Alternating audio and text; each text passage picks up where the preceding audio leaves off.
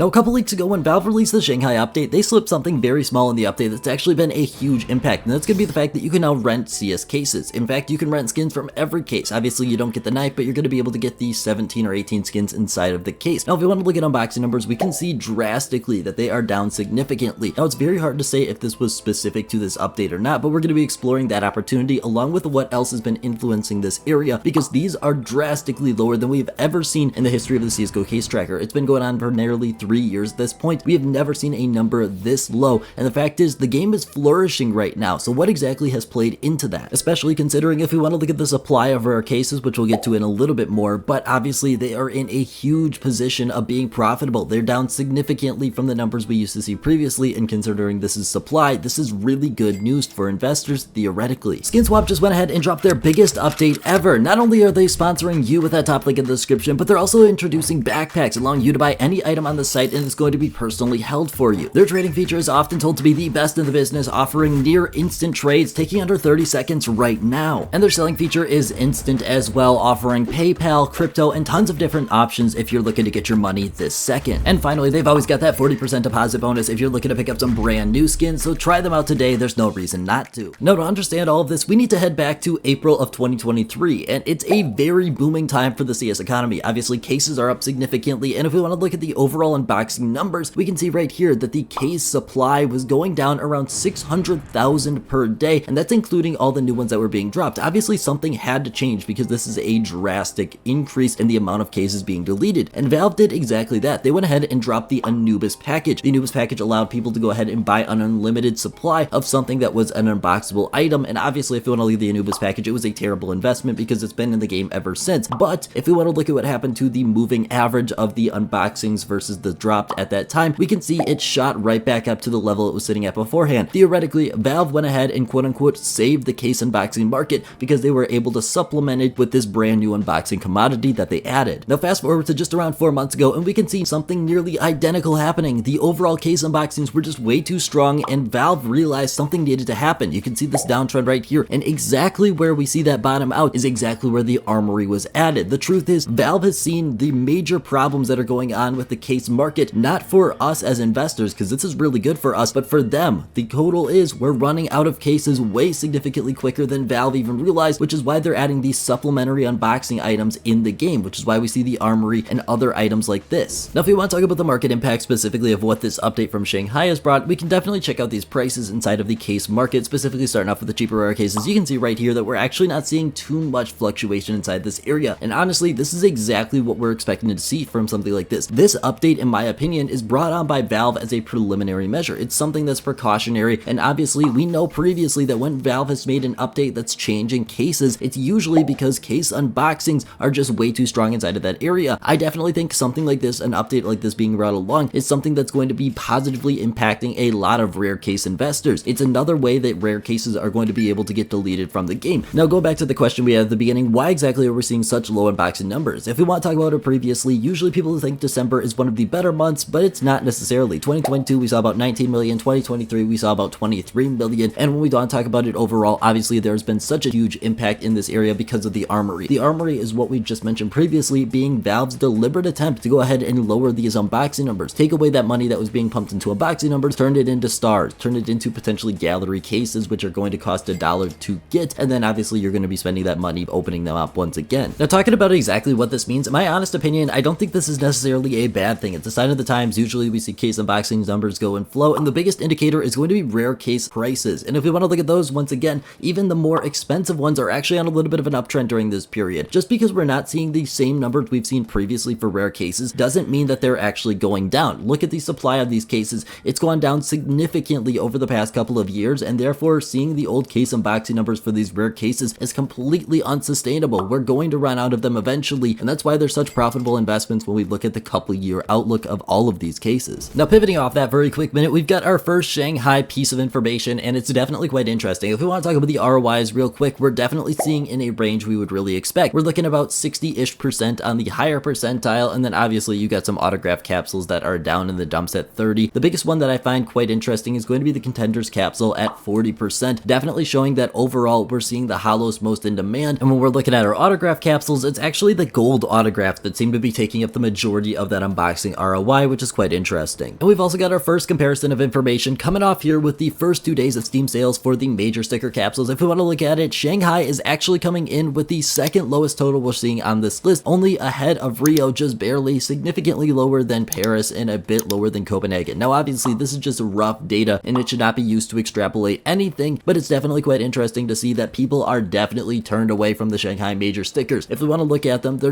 anything really special except for the teams that have a brand new logo. Obviously those are a bit unique, but overall we're just seeing once again a copy paste borderless sticker, and people seem to be really tired of it, especially what we're seeing here from this data. Now talking about everything to do with the Armory, first up I want to start off with some pretty important information when we're talking about these stickers. Now we talked about previously how I think stickers are one of the most profitable investments you can make from an operation, Armory, anytime of a limited event. And if we want to look at the application numbers right here, we can see that consistently people are still very in demand for these stickers. If we want to look at both of these, we can see definitely that the overall application numbers have stayed quite consistent inside of this area, which is really good when we're talking about the fact that people are still redeeming these stickers at mass amounts. In fact, the ROI for these stickers is actually down below. It used to be around 150 to 140. Now we're looking at maybe 110 to 120. People are redeeming these stickers in mass amounts, which is really good if we're trying to make an investment. Now the stickers are still not the best option. If you're looking for the best option, it's going to be the graphic or the overpass collection, coming in with around 150% unboxing ROI. Graphic supported an 18.3% profit potential. The charms are also starting to get up there once again, looking at about 140 and 130% respectively for the missing link and small arms. About 20% profit potential on both of these, and obviously the Sport and Field is quite down in the dumps. Same with the limited edition Deagle, which actually does not have too much time left, so I do want to point out if you got some stars, it may be worth looking at saving a couple of them. Now talking about the Shanghai Major overall, we can see right here we've got our 8 teams that are going to be advancing into the playoff stage. The elimination stage is officially over. Something quite interesting is the fact that G2, Team Spirit, and Team Liquid all lost their first round match and then proceeded to win 3 straight inside of this area. Quite interesting, not too important, but we want to talk about the playoff stage overall. Your teams going to be playing are Vitality, Mongols, G2, Team Spirit, Team Liquid, Heroic, FaZe Clan, and Mouse. Now we usually don't talk about Champions Capsule as an investment opportunity because if we want to look at the past, obviously they have been absolutely abysmal inside of this area. We know that, we consistently talk about that, but if we want to talk about these 8 teams, there's only 2 of them that currently have a Champions Capsule. That's going to be Team Vitality and FaZe Clan. So if we get one of these other 6 teams to go ahead and win a major, it's going to be very interesting to see exactly what happens with that Champion Capsule, because there is always the potential that it could end up being some pretty expensive stickers inside of it, especially if it's a team like Mouse that's quite in demand. Now what you do be doing right now, first up, don't be concerned about what we're seeing inside the rare case market. This is very normal, and it's honestly quite good that we see the cycles continue what we saw previously. And obviously make sure you're tuned into what we're seeing for the Shanghai Major. We don't know if we're going to make an investment just yet, but it's definitely important to understand who's winning and everything that's going along with this major. So if you do make an investment, you got that data. I want to thank you so much for watching. Have a great rest of your day.